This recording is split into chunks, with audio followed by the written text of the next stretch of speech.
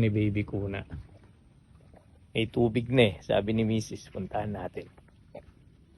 Ginawa sampayan na lang kasi siya eh.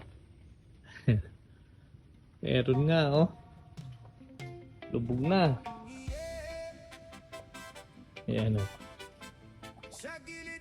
Gano'n kataas ang tubig dito sa amin ngayon oh. For the first time, bumbi na si Baby Kuna. Oh eh. Akyat. Ay, lumutang to. Oh. Umangat. Tapos dito, baha talaga. May tubig na. Sipin mo, pinasok pa ng tubig to. Taas ng pagkagawa ng kubo na to. Ano? May tubig si Baby Kuna.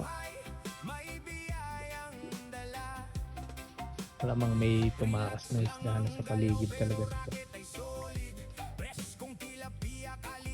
Ito talagang sinubuan pa.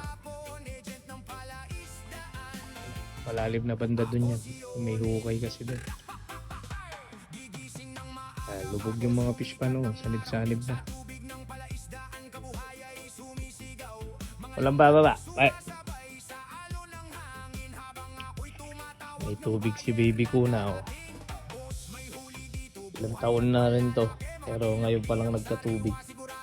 Pero yung pinakauna natin, malayo pa yung dalawang hollow blocks pa. Wala. Oh, ipin mo binahasya. Dali! Mamaya lilinisin natin. Iskubahin ko yung pagkakawayan nito o sahig para malinis. Wala, binahan na si Baby Kuna oh. Talagang masasabi mong maraming tubig ang binuhos ngayon yung buwan na to. Yan. Tubig siya. Trim natin yung mga halaman din. Okay.